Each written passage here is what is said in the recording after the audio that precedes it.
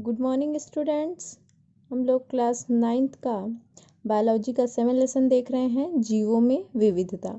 ठीक है, जीवों में विविधता पे हमने पादप में वर्गीकरण देखा था। हम देख रहे हैं एनिमेलिया में वर्गीकरण कि किस तरह से एनिमेलिया को अलग अलग वर्गों में बांटा गया है। पिछली क्लास में हमने कुछ वर्गों पे चर्चा की थी। आज की क्लास में हम देखेंगे नीमेटोड्स को कि नीमेटोड्स क्या होते हैं, उनके लक्षण क्या हैं।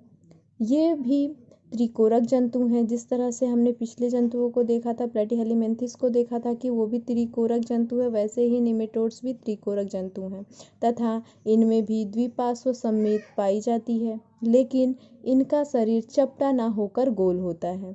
ठीक है, क्योंकि हमने पिछले क्लास में देखा था प्लेटीहेलिमेंथिस जो होते हैं वो चपटे होते हैं, लेकिन जो नीमेटोडा होते हैं वो क्या होते हैं, गोल होते हैं। इनकी देह गुहा को हम कुर्सीलोम कहते हैं। इनमें ऊतक पाए जाते हैं, परंतु अंग तंत्र पूर्ण विकसित नहीं होते। इनमें जो अंग तंत्र होते हैं इनको, यानी हम ये कह सकते हैं कि इनमें जो विभेदन है वो पूर्ण रूप से नहीं होता। ठीक है, लेकिन इनका शरीर क्या होता है, त्रिकोरिक होता है। ये अधिकांश परजीवी होते हैं। परजीवी यानी दूसरों पे आश्रित होने वाले। परजीवी के तौर पे ये दूसरे जंतुओं में रोग उत्पन्न करते हैं। अगर ये परजीवी हैं तो जिस पे ये निर्भर होते हैं, आश्रित होते हैं, उनमें रोग उत्पन्न करते हैं। उदाहरण के लिए गोल कृमि, फाइलेरिया कृमि, पिन कृमि इत्यादि। तो कुछ उदाहरण आप लोग को यहाँ दिए गए हैं, कुछ चित्र दिए गए हैं। देखिए यहाँ पे एस्केरिस दिया गया है, उचेरिया दिया गया है। ये दोनों सभी क्या है, गोल कृमि है। और ये क्या करते हैं, देखिए यहाँ नर और मादा अलग अलग दिखाए गए हैं। जो मादा होती हैं वो काफ़ी लंबी होती हैं और नर छोटे होते हैं। ये गोल कृमि होते हैं और ये रोग उत्पन्न करने का कार्य करते हैं। ये इनके लक्षण हैं, आप याद रखेंगे। ओके, आगे हम देखेंगे एनेलिडा। तो देखिए एनेलिडा जो होते हैं, एनेलिडा जंतु द्विपार्श्व सममित एवं त्रिकोरिक होते हैं। इनमें वास्तविक देह गुहा भी पाई जाती है। इसमें वास्तविक अंग शारीरिक संरचना में निहित रहते हैं, अतः अंगों में व्यापक भिन्नता होती है। यह भिन्नता इनके शरीर के सिर से पूंछ तक एक के बाद एक खंडित रूप से उपस्थित होती है। देखिए एनेलिडा के बारे में आप लोग क्या बताया गया है। जो एनेलिडा होते हैं, देखिए इनका शरीर क्या होता है, खंडित होता है। एक के बाद एक इस तरह से आप लोग को ये खंड के रूप में दिखाई दे सकता है। जलीय एनेलिडा अलवण एवं लवणीय जल दोनों में पाए जाते हैं। इनमें संवहन, पाचन, उत्सर्जन और तंत्रिका तंत्र पाए जाते हैं। इनकी ये विशेषता आप लोग याद रखेंगे कि इनमें संवहन, पाचन, उत्सर्जन और तंत्रिका तंत्र पाए जाते हैं।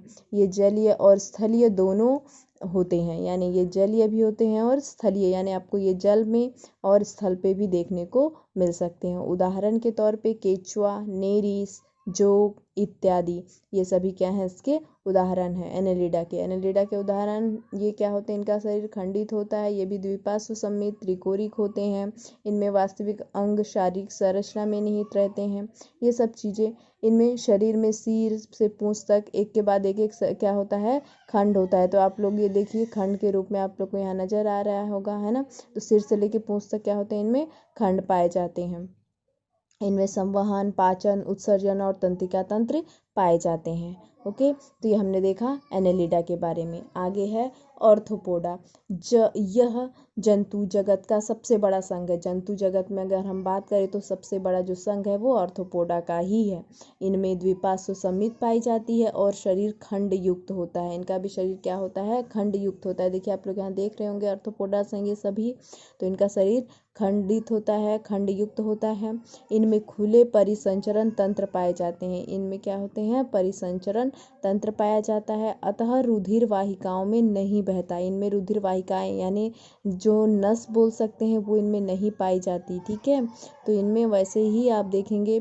और देह गुहा रक्त से भरी होती है। इनका जो शरीर, इनकी जो देह गुहा होती है पूर्ण रूप से क्या होती है, रक्त से भरी होती है। इनमें जुड़े हुए पैर पाए जाते हैं। कुछ सामान्य उदाहरण है इसके, जैसे कि झींगा, तितली, मक्खी, मकड़ी, बिच्छू, केकड़े इत्यादि। ये सभी क्या है, इसके उदाहरण है ऑर्थोपोडा का। और जंतु जगत का ये सबसे बड़ा संघ है। ओके, आगे देखेंगे हम मोलस्का। इनमें भी द्विपार्श्व सममित पाई जाती है। आप लोग देख रहे होंगे कि एक लक्षण इन सभी में कॉमन नज़र आ रहा है कि ये सभी क्या हैं, द्विपार्श्व सममित हैं। इनकी देह गुहा बहुत कम होती है तथा शरीर में थोड़ा विखंडन होता है। अधिकांश मोलस्कस जंतुओं में कवच पाया जाता है। देखिए इनमें क्या पाया जाता है, कवच। देखिए ऊपर आप लोग देख रहे होंगे, इसके ऊपर भी कवच है, यहाँ भी है, इस पे भी है, तो इनमें कवच पाया जाता है। इनमें खुला संवहनी तंत्र तथा उत्सर्जन के लिए गुर्दे जैसी संरचना पाई जाती है। उदाहरण के लिए है घोघा, शीप इत्यादि, ये सभी मोलस्का जंतु वर्ग के उदाहरण हैं। तो ये हमने देखा मोलस्का के बारे में। ओके, आगे आप लोग जितना मैंने आज पढ़ाई हूँ आप लोग को, जैसे कि नेमेटोड, एनालिडा, ऑर्थोपोडा और मोलस्का, तो इन चारों वर्गों के बारे में आप लोग अच्छे से पढ़ेंगे और इनके उदाहरण और लक्षण पूर्ण रूप से याद करेंगे। ओके।